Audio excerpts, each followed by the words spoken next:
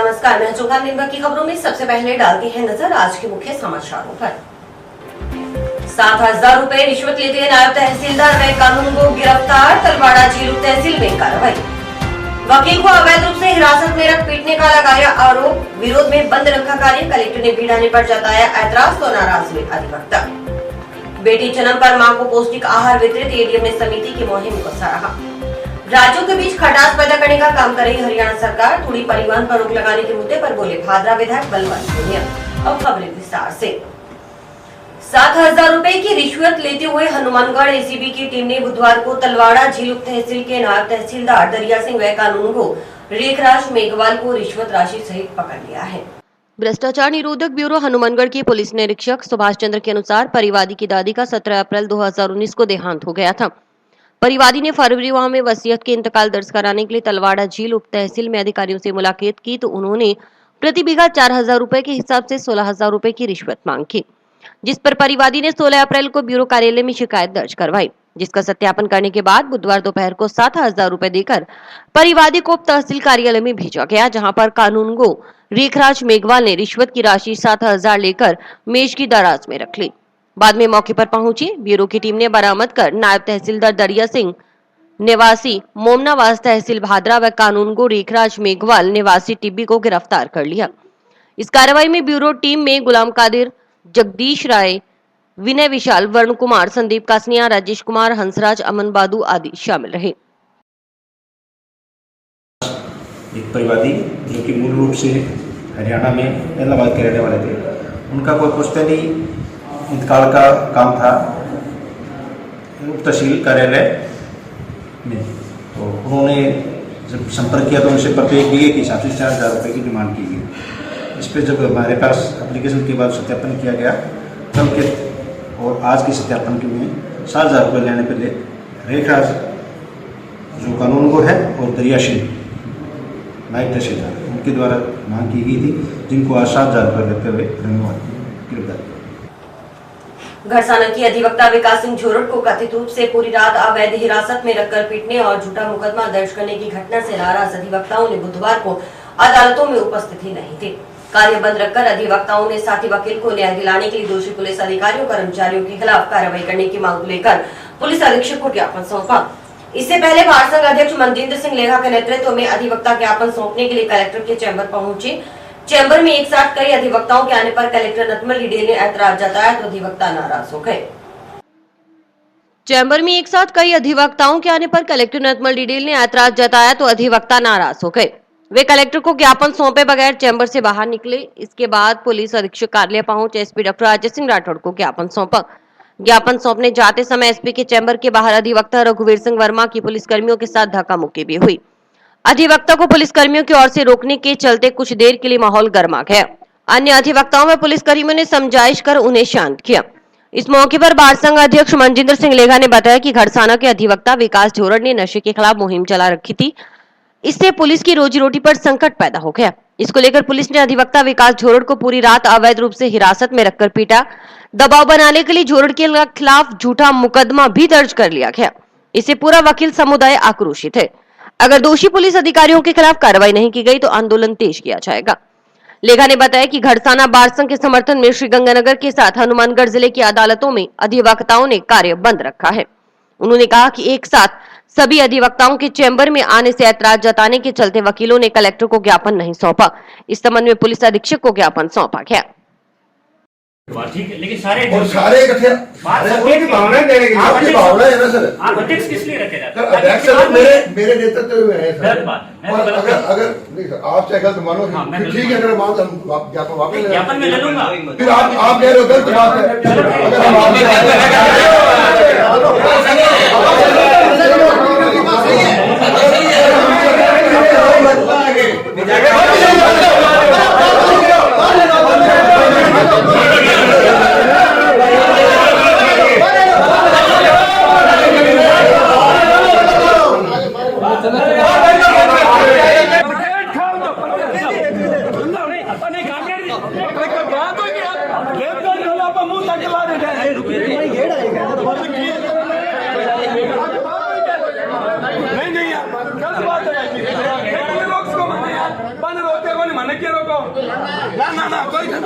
नहीं है।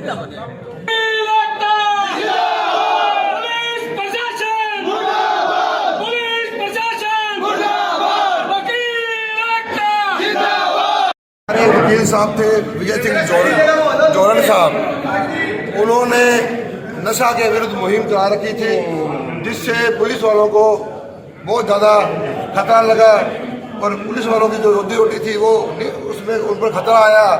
पुलिस वालों ने उनको पिटा, रात को रात अवैध हिरासत में रखा और उस पर दबाव बनाने के लिए एक झूठा 307 मुकदमा दर्ज कर लिया, जिससे पूरा वकील समुदाय ग्रोसित है। अगर ऐसे जो पुलिस अधिकारी है, जिन्होंने जिम्मेवार अधिकारी हैं, उनके खिलाफ कार्रवाई नहीं की तो ये आंदोलन तेज किया जाएगा। आज गरसाना बार के समर्थन में श्रीगंगानगर जिला और पूरे हनुमानगढ़ जिले के समस्त न्यायिक जो अदालतें हैं उनमें वकीलों ने काम बंद रखा है और आगे भी अगर आंदोलन जारी रखना पड़ेगा तो पूरा जोर शोर से आंदोलन करेंगे। कलेक्टर साहब के दफ्तर में ज्ञापन देने गए थे। कलेक्टर साहब कहते हैं कि जी सारे वकील क्यों आ गए? सारे वकील सारे दिन कलेक्टर में घूमते हैं, सारे वकील हैं। तो अगर उनको परेशानी थी तो हमने कहा ठीक है, आपको अच्छा नहीं लगा, हम आपको ज्ञापन देते नहीं, तो हमने उनको ज्ञापन नहीं दिया। हम अब अपना ज्ञापन एसपी साहब को लेके आए हैं और वापस आ गए। बार संघ के पूर्व अध्यक्ष जितेंद्र सारस्वत ने स्थानीय पुलिस की कार्यप्रणाली पर सवाल उठाते हुए कहा कि पिछले दिनों जंक्शन क्षेत्र में पुलिस ने एक मकान में बने पार्क में अफीम के पौधे पकड़े, लेकिन मकान मालिक के खिलाफ कोई कार्रवाई नहीं की। इस पर पुलिस का तर्क है कि एफएसएल रिपोर्ट का इंतजार है।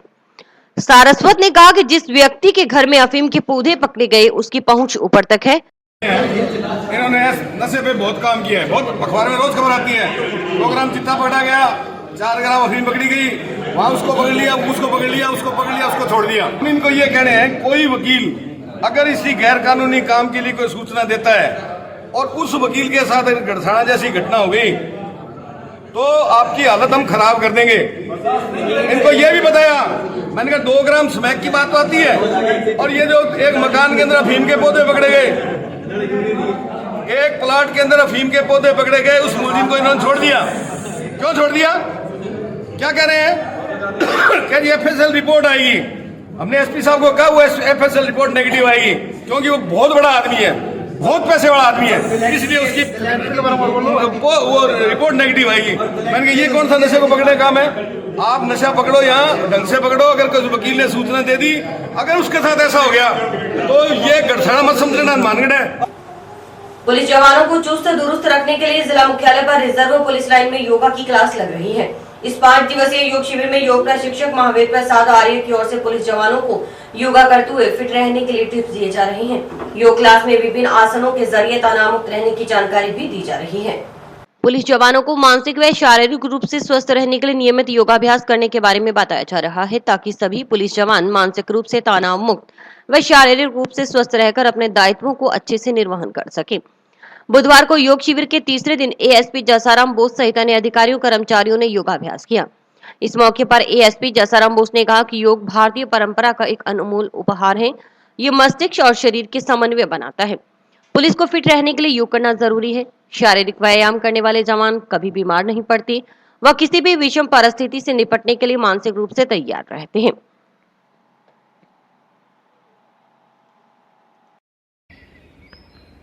आदमी जीते जी उसको खराब कर देते। राइट में आपको बंद करेंगे, लेफ्ट में आपके सांस को खींचेंगे आराम आराम से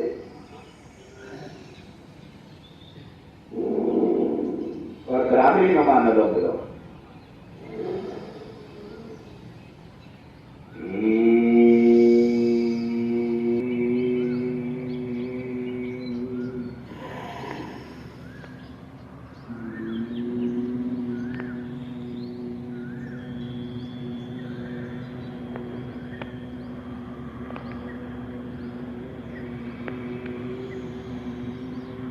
सोमवार से पुलिस लाइन में योग प्रशिक्षण रखा गया है, जिसमें धूलीपाल के जो महावीर जी योगी है उनके द्वारा करवाया जा रहा है। इसमें योग के साथ साथ जितनी भी शारीरिक बीमारियां हैं उसके बारे में भी ये बता रहे हैं, ताकि हर मुलाजमान को इसका फायदा मिल सके। हाँ, ये 5 दिवसीय योग शिविर चल रहा है यहाँ पुलिस लाइन में। एसपी साहब से मैं मिला था तो एसपी साहब ने बोला ठीक है स्वागत है आपका। यहाँ 5 दिवसीय ये योग कैंप है, इसमें हम योगा के साथ साथ जैसे आई ड्रॉप वगैरह, एलोवेरा का जूस वगैरह उसके बारे में भी जानकारी देते हैं। इस शरीर को हम कैसे निरोग रख सकते हैं, इस शरीर को हम प्राणायाम के माध्यम से, कपालभाति के माध्यम से, अनुलोम विलोम के माध्यम से, आहार के माध्यम से उनको एक्यूप्रेशर के बारे में, डिप्रेशन ना हो, तनाव ना हो, ड्यूटी से अच्छे से कर सकें, इसलिए हमारे सभी भाई बहनों को यहाँ योग की ट्रेनिंग दी जा रही है और ये 5 दिन तक चलेगा। श्री अन्नपूर्णा आध्यात्मिक सेवा समिति की ओर से कलेक्टर नतमल डिडेल की प्रेरणा से बेटी बचाओ बेटी पढ़ाओ के तहत ग्राम पंचायत 2 के एनजे में किसी भी परिवार में बेटी का जन्म होने पर उसकी मां को आवश्यक पौष्टिक आहार का वितरण करने का बीड़ा उठाया गया है। इसी क्रम में बुधवार को ग्राम पंचायत 2 के एनजे में कुछ दिन पहले जन्म लेने वाली बच्ची के घर पर कार्यक्रम आयोजित किया गया। कार्यक्रम की मुख्य अतिथि एडीएम प्रतिभा देवटिया थी। कार्यक्रम की अध्यक्षता श्री अन्नपूर्णा आध्यात्मिक सेवा समिति अध्यक्ष दुर्गा प्रसाद शर्मा व सचिव प्रदीप पाल ने की। अतिथियों की ओर से बच्ची की माता अनुदेवी पत्नी वकील राव को पौष्टिक आहार वितरित किया गया। सूचना देने वाली आंगनबाड़ी कार्यकर्ता ममता रानी को भी सांत्वना पुरस्कार प्रदान किया गया। एडीएम देवटिया ने समिति की इस मुहिम की सराहना करते हुए कहा कि समिति की ओर से महत्वपूर्ण सामाजिक दायित्व का निर्वहन किया जा रहा है। उम्मीद है कि यह कार्य आगे भी जारी रहेगा। समिति अध्यक्ष दुर्गा प्रसाद शर्मा ने कहा कि समिति लगातार समाज सेवा और बेटी बचाओ बेटी पढ़ाओ से जुड़े कार्यक्रमों में बढ़ चढ़कर हिस्सा ले रही है। अब तक समिति की ओर से जरूरतमंद परिवारों की 15 कन्याओं की शादी में भी सहयोग दिया जा चुका है। कोरोना काल में भी समिति की ओर से जरूरतमंद 350 परिवारों को राशन वितरित किया गया था। वो सराहनीय है। इसके साथ ही अपना जो बेटी जो है वो बहुत हिफाजत से रखना पड़ता है, बहुत सी जिम्मेदारियां हो जाती है बेटी के साथ। तो माताएं और जो की दादी और परिवार के सदस्यों की जिम्मेदारी ज़्यादा बढ़ जाती है। बेटे के समय में जिम्मेदारी जो होती है वो जब वो बड़ा हो जाता है, घर से बाहर निकलने लग जाता है, उसके बाद में बढ़ती है। लेकिन बेटी के लिए जो जिम्मेदारी है वो आपको शुरुआत से ही चालू हो जाती है। आप उनकी जिम्मेदारियों में उनके स्वास्थ्य को प्राथमिकता दें, यानी कि बेटी स्वस्थ नहीं है तो वो स्वस्थ घर नहीं बना सकती, क्योंकि यदि बेटी का स्वास्थ्य खराब है तो एनीमिक हो जाएगी, हाइट कम रह जाएगी और अनेक बीमारियों से ग्रसित हो जाएगी। तो जो बच्ची अपने यहाँ जन्म लेती है उसके स्वास्थ्य की, उसके मानसिक स्वास्थ्य की, और वो बाहर निकलती है तो उसको कहाँ बैठना है, कहाँ बैठना है, ये सिखाना और क्या करना है ये सिखाना अपने घर परिवार के बूढ़े बुजुर्ग माता पिता हैं और आस पड़ोस के व्यक्ति हैं, उनकी जिम्मेदारी बनती है। और ये जिम्मेदारी अपने को भी निभानी चाहिए। मैं आपसे भी जो यहाँ बैठे हैं उनसे उम्मीद करूँगी कि हर बहन बेटी वो आपके समाज का एक आईना होती है। अन्नपूर्णा आध्यात्मिक सेवा समिति द्वारा प्रसूताओं को आर्थिक सहायता सामग्री उपलब्ध कराने का बीड़ा उठाया हुआ है। इसी क्रम में आज 2 केएनजी पंचायत में प्रसूता के घर माननीय एडीएम महोदया पहुँचे और उनकी अध्यक्षता में आज प्रसूता को आर्थिक सामग्री उपलब्ध कराई गई। अन्नपूर्णा आध्यात्मिक सेवा समिति का दृढ़ लक्ष्य है कि समाज सेवा, बेटी बचाओ बेटी पढ़ाओ एवं अन्य सामाजिक सेवाओं में खूब बढ़ चढ़ के भाग ले रही है। आज अन्नपूर्णा आध्यात्मिक सेवा समिति द्वारा बच्ची के जन्मोत्सव पे कार्यक्रम किया गया। इस संस्था द्वारा ये बहुत अच्छा मुहिम छेड़ा गया है, जिसके तहत इनके द्वारा बेटी बचाओ बेटी पढ़ाओ का संदेश दिया जाता है। और मैं कामना करूँगी कि ये संस्था आगे भी इसी तरह काम करती रहे और एक महत्वपूर्ण सामाजिक दायित्व है जो इनके द्वारा निर्वहन किया जा रहा है, जिसके लिए इनका कोटि कोटि धन्यवाद। पंप हाउस में 15 की जगह 20 घंटे पेयजल आपूर्ति करने की मांग को लेकर नोहर पंचायत समिति की ग्राम पंचायत बिरकाली के ग्रामीणों ने बुधवार को कलेक्टर को ज्ञापन सौंपा। ग्राम पंचायत बिरकाली के सरपंच भंवरलाल के नेतृत्व में कलेक्टर से मिले ग्रामीणों ने बताया कि ग्राम पंचायत बिरकाली व आसपास के गाँव में आपने योजना संचालित है। इस योजना के तहत गाँव बिरकाली में पेयजल टंकी से 7 गाँव को पेयजल की सप्लाई होती है। पड़ोसी राज्य हरियाणा में खट्टर सरकार की ओर से सूखे चारे के परिवहन पर रोक लगाने के बाद राजनीति गर्मा गई है। भादरा विधायक बलवंतपुरिया ने इसे राज्यों के बीच खटास पैदा करने वाला काम बताया। बुधवार को जिला मुख्यालय पर मीडिया कर्मियों से बात करते हुए भादरा विधायक ने बताया कि हरियाणा सरकार की ओर से तूड़ी परिवहन पर रोक लगा दी गई है। संभावना है कि आने वाले दिनों में पराली के परिवहन पर भी रोक लगाई जाएगी। कल नहीं, कल और परसों दोनों दिन गया था। असली बात यह है हरियाणा ने लोगों की तूड़ी परिवहन पर रोक लगा दी और खतरा ये है कि सिर्फ तूड़ी नहीं, वो आने वाले दिनों में पराली पर भी रोक लगाएंगे, ऐसा जो महसूस हो रहा है। तूड़ी तो अब 3 दिन में सारी दफन ही होगी, तूड़ी को तो ढक दिया लोगों ने, स्टोर कर लिया। लेकिन बड़ा संकट है राजस्थान में किसानों के, पशुपालक किसानों के बड़ा भारी संकट हुआ है। उधर मध्य प्रदेश से रोक लग जाना और इधर हरियाणा से लग जाना खतरनाक है।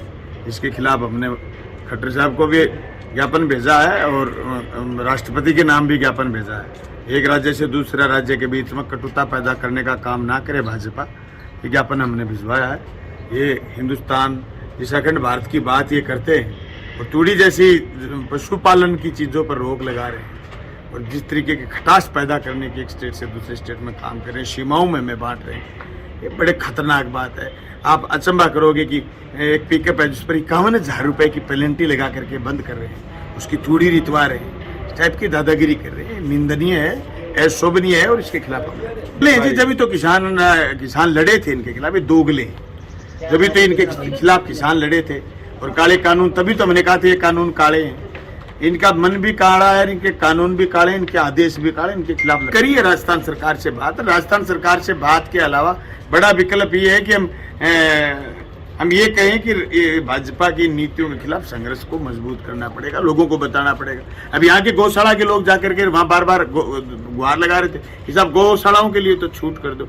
अरे मैं कहता हूँ पशुपालकों के लिए छूट नहीं, गौशाला को पशुपालक चला रहे हैं, खेत का किसान चला रहा है, ये भाजपा के लोग गौशाला थोड़ी चला रहे हैं। ये कर दिया गौशाला के खिलाफ फैसला। राजस्थान की गौशाला नहीं है क्या? अभी मेरे पास एक किसान का फोन आया, बोले साहब आज तक गौशाला में मदद करी कि नहीं करी, लेकिन आप अपनी भादरा क्षेत्र की किसी गौशाला की 5 गाय मेरे पास भेज देना, ये तूड़ी तो बेईमान नहीं ले जाने देंगे, पर गाय मैं ले जाऊंगा। अघोषित बिजली कटौती बंद करने की मांग को लेकर अखिल भारतीय किसान सभा सदस्यों ने बुधवार को जोधपुर विद्युत वितरण निगम लिमिटेड के अधीक्षण अभियंता के नाम ज्ञापन सौंपा। ग्राम पंचायत मक्कासर के सरपंच बलदेव सिंह व पानीधा रघुवीर सिंह के नेतृत्व में ज्ञापन सौंपते समय किसान सभा कार्यकर्ताओं ने बताया कि ग्रामीण क्षेत्र में करीब 1 सप्ताह से दिन में 3 से 4 घंटे तक बिजली की कट लग रही है। खेतों में भी मात्र 6 घंटे बिजली की सप्लाई की जा रही है। बिजली कटौती बंद करो, बंद करो, बंद करो, बिजली कटौती बंद करो, बंद करो, बंद करो। राज्य सरकार मुर्दाबाद, मुर्दाबाद, मुर्दाबाद। गहलोत सरकार मुर्दाबाद, मुर्दाबाद, मुर्दाबाद। गहलोत सरकार मुर्दाबाद, मुर्दाबाद, मुर्दाबाद। बिजली कटौती बंद करो, बंद करो, बंद करो। बिजली कटौती बंद करो, बंद करो, बंद करो। बिजली कटौती बंद करो, बंद करो, बंद करो। वो पर लाइट है ना, ग्राम में लाइट जल्दी सिस्टम नमो क्यों बिजावे क्या रो पानी कौन लगा भाई 2 घंटा लाइट कट गई, कौन दे सरकार 6 घंटा तो लेट है सारी। जो लगातार बिजली की एलडी कट के नाम पर कटौती चल रही है और आमजन परेशान है, उसी सवाल को लेके आज हमने जंडाली, मक्कासर, बामवाड़ी ढाणी और तमाम क्षेत्र के ग्रामीण एससी साहब को ज्ञापन दिया है कि इस कटौती को बंद किया जाए। और नहरों में पानी नहीं है, जो खेती की सिंचाई के लिए ट्यूबवेल की व्यवस्था है उसमें भी बाधा आ रही है। जो 6 घंटे ट्यूबवेल को की लगातार 6 घंटे लाइट दी जा रही थी, वो आज 3 या 4 घंटे दी जा रही है। और गाँव में ये स्थिति है कि पीने के लिए पानी जो टंकी पे ऊपर टंकी भर के पानी की सप्लाई दी जाती है, लाइट की वजह से टंकी भरती नहीं और पीने की पानी की भी किल्लत है। और गाँव में बहुत बड़ी इसमें बहुत ही हाहाकार मचा हुआ है और इसी सवाल को लेके आए हैं। और यहाँ के एससी साहब नहीं है, दूसरे सेकेंड अधिकारी ने हमें आश्वासन दिया है कि 6-7 दिन में इस व्यवस्था को सुधार करेंगे। अगर 7 दिन में व्यवस्था नहीं सुधरी तो गांव के लोग पूरी तैयारी करके, आज तो प्रतिनिधि मंडल के तौर पर हमने ज्ञापन दिया है, नहीं तो यहाँ आगे एक रणनीति तय करके इस आंदोलन को तेज करेंगे। जब तक इस कटौती को पूरी नहीं करेंगे, लाइट पूरी नहीं देंगे गाँव में, और तब तक इस आंदोलन को हम जारी रखेंगे। हम यहाँ एससी महोदय को हमने ज्ञापन दिया है, उनके जो सेकंड अधिकारी है उन्होंने ज्ञापन लिया है। हमने ये कहा है कि ज्ञापन में कि जो गांव में अवैध कटौती हो रही है, पिछले 7-8 दिन से 3-3, 4-4 घंटे के कट लग रहे हैं। हम किसान आदमी हैं, खेतों में अब जो नरमा बिजाई का जो सीजन है उसके लिए पानी लगाने के लिए पहले पानी लगाते हैं तो उसमें ये 6 घंटे तो लाइट देते हैं, उसमें पहले 2 घंटे लाइट आई, ट्यूबवेल चला, उसके बाद में वो 2 घंटे का कट लग गया तो वो पानी वहीं सूख जाता है। दोबारा फिर लाइट आती है, फिर वो वहीं से पानी जाता है, तब तक वो फिर सूख जाता है, इसलिए पानी नहीं लग पा रहा है, जिससे हमारी बिजाई प्रभावित हो रही है। तो हमारा ये कहना है कि अगर ये 3-4 दिन में आप अपना इस जो ये कट लगातार लग रहा है, इस समस्या से हमें छुटकारा दिलवाएं। और अभी वक्त है ब्रेक का।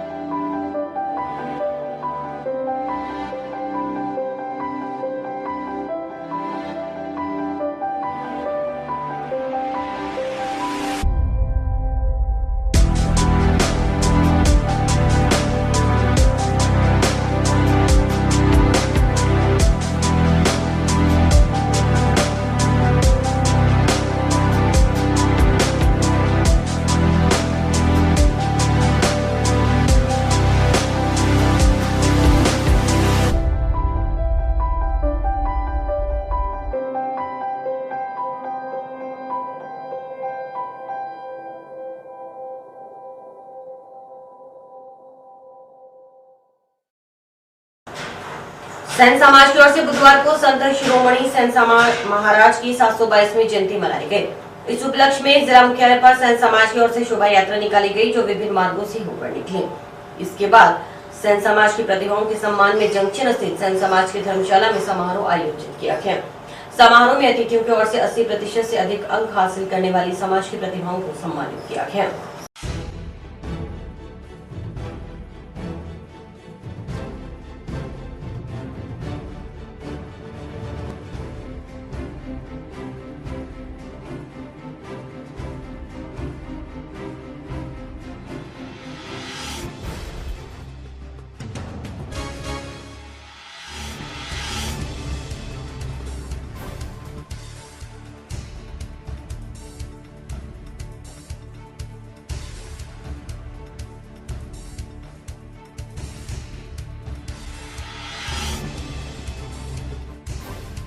उपलक्ष्य के अंदर 722वीं जयंती मनाई गई है। इसके अंदर शोभा यात्रा भी निकाली गई थी और धर्मशाला में आके संपन्न हुई। और इसमें 80% बच्चे जो है, जो इनके अधिक अंक हैं, उनको सम्मानित किया गया।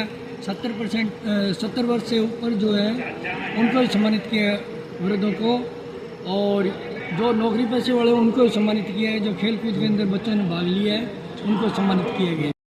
722वीं सेन जयंती के रूप में मना रहे हैं। और सेन जी महाराज जो नाई हुआ करते थे, और उन्होंने एक जो अपने आप में शिरोमणि सेन जी महाराज का जो दर्जा प्राप्त किया था, उसकी तो रूपरेखा बहुत बड़ी है, बताने में समय लगेगा, लेकिन कभी पढ़ना। और आज जो सेन जी महाराज के पद चिन्हों पर चल रहे हैं, और उनको हम याद करते हैं, जिन्होंने अपने आप में एक बहुत बड़ी, भगवान भी उनके आगे झुक गए थे, ऐसे थे सेन जी महाराज, जिनकी एक भक्ति में इतना दम था। और आज उनकी जो 722वीं सेन जयंती के उपलक्ष्य में मनाया है। आज हमने बच्चों को सम्मानित किया है। हमारे समाज के बच्चे हैं जिन्होंने 80% से ऊपर अंक प्राप्त किए हैं। 70 साल से ऊपर के जो बुजुर्ग हैं उनको सम्मानित किया गया है। और आज सेन समाज को एकजुट करने के लिए एक मंच पे हमने इकट्ठा किया है, और सभी के सहयोग से हुआ है। पूरा सेन समाज एकजुट है। सेन जी महाराज की 722वीं जयंती जो है मना रहे हैं, शोभा यात्रा भी निकाली है। तो मैं युवा हूँ, तो युवाओं से एक निवेदन करूँगा कि सेन जी महाराज के बताए गए जो मार्गदर्शन है, उसी पे अपने को चलने का प्रयास करना चाहिए। और आज हम जैसे देख रहे हैं, युवा लोग, खास करके युवा लोग जो नशे की ओर जा रहे हैं, तो उनसे निवेदन करूँगा भी सेन जी महाराज के बताए हुए रास्तों पे चलने का कोशिश करें।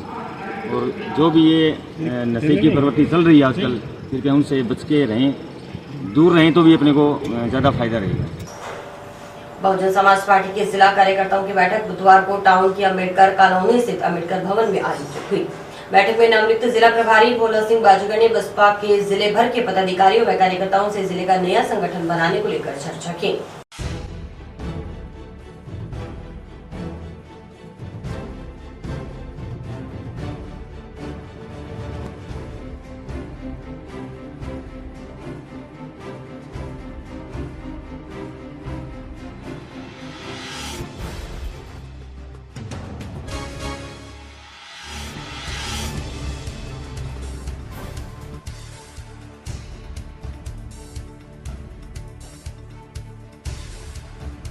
आज जिला कार्यकर्ता हनुमानगढ़ की यहाँ बैठक बुलाएगी, क्योंकि कुछ दिन पहले हमारी प्रदेश की जो बॉडी है उन्होंने जिले की जो कमेटियाँ थी, जिला कमेटी, विधानसभा कमेटी, पूरी कमेटियाँ भंग कर दी गई थी और इनको पुनर्गठन के लिए हमें यहाँ पर भेजा गया है और हमें यहाँ का प्रभारी भी लगाया गया है। आज जो बैठक है इसमें सभी लोगों से चर्चा करके उस पर विचार विमर्श करके कि किन लोगों को काम दिया जाना है, आज वो जिम्मेदारी देने के लिए हम लोग यहाँ पर आज बैठक बुलाई गई है। मुद्दे तो भ्रष्टाचार को लेकर, महंगाई को लेकर, जो जितने भी गरीबों पर अत्याचार इस राजस्थान के अंदर दलितों पर बहुत ज़्यादा सरेआम दलित परिवार के जो लोग हैं उनको पीटा जा रहा है। और अभी आपने भरतपुर में देखा होगा कि पूरा भरतपुर के में एक गाँव है जो वहाँ से पलायन करने के लिए मजबूर हो गया। इस सरकारों के खिलाफ इन मुद्दों को लेकर भारतीय जनता पार्टी और कांग्रेस की जो इन्होंने बार बार जो समझौता कर रखा है, इन मुद्दों को लेकर हम बहुजन समाज पार्टी राजस्थान में चुनाव। और इसी के साथ समाचार समाप्त हुए। रोजाना देखते रहिए समाचार। नमस्कार।